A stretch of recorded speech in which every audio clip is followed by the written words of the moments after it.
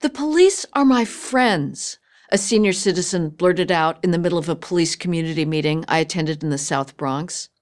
I've heard variations on this theme dozens of times from the law-abiding residents of high-crime communities. These hardworking people don't loathe the police, quite the opposite. They understand what so many seem to have forgotten or never understood.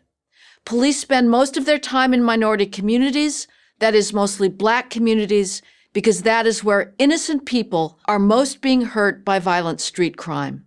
To put it plainly, police go where the crime is. In the 75 largest U.S. counties, about 60% of robbery and murder defendants are Black, even though Blacks comprise only 15% of the population in those counties. In New York City, Blacks make up 73% of all shooting victims, though they are 23% of the city's population.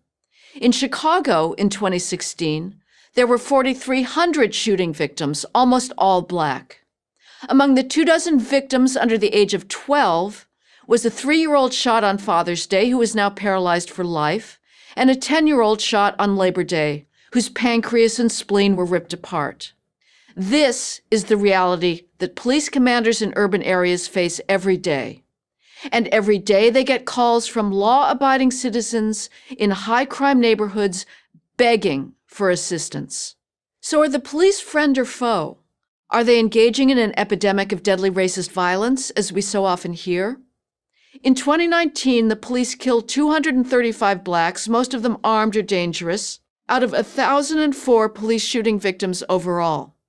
That 25% ratio is actually less than what the Black crime rate would predict, since police shootings are a function of the rate at which officers encounter violent suspects. What about the unarmed victims of fatal police shootings? As of June 1st, 2020, the Washington Post's database of fatal police shootings in 2019 showed 9 unarmed Black victims and 19 unarmed white victims of fatal police shootings. By comparison, about 7,500 Blacks die of criminal homicide a year. You know about George Floyd and Breonna Taylor, but what about Tony Timpa? In 2016, 3 Dallas police officers held the handcuffed Timpa, a white man, on the ground for 13 minutes with a knee to his back, while he pleaded for help. His death was ruled a homicide caused by the officer's physical restraint and by cocaine. The point here is not to justify police misconduct, but to rebut the claim that questionable tactics occur only or even disproportionately in the case of Black suspects. Indeed, it is premature to conclude that the killing of George Floyd was a product of racial animus at all, as opposed to poor training and the officer's unfit temperament. Ideally, officers would take no one's life in the course of their duties. But in light of the number of arrests that officers make each year, around 10 million, and the number of deadly weapons attacks on officers, 27 a day, it is not clear that 1,000 civilian deaths, the vast majority occurring in the face of potentially deadly attack, show a law enforcement profession that is out of control. Can police methods be improved? Of course they can, with more hands-on tactical training, more practice in de-escalation, and better techniques to control stress. What won't help is defunding police agencies. Officers in depleted departments who cannot get backup when they face dangerous suspects will be even more stressed out and more at risk of making bad decisions. Response times will increase. Cash-starved agencies will train less, not more.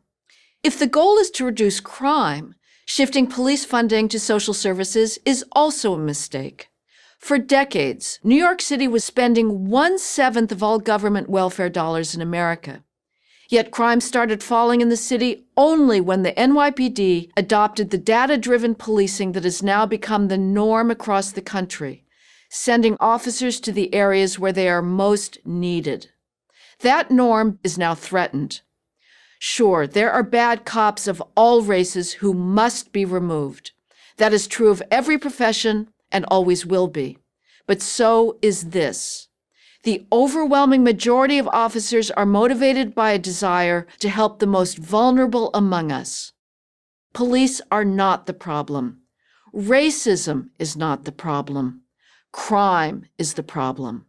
The law-abiding citizens of high-crime communities, the ones who will pay the price of a diminished police presence, get it. If you believe that all Black lives matter, you should too.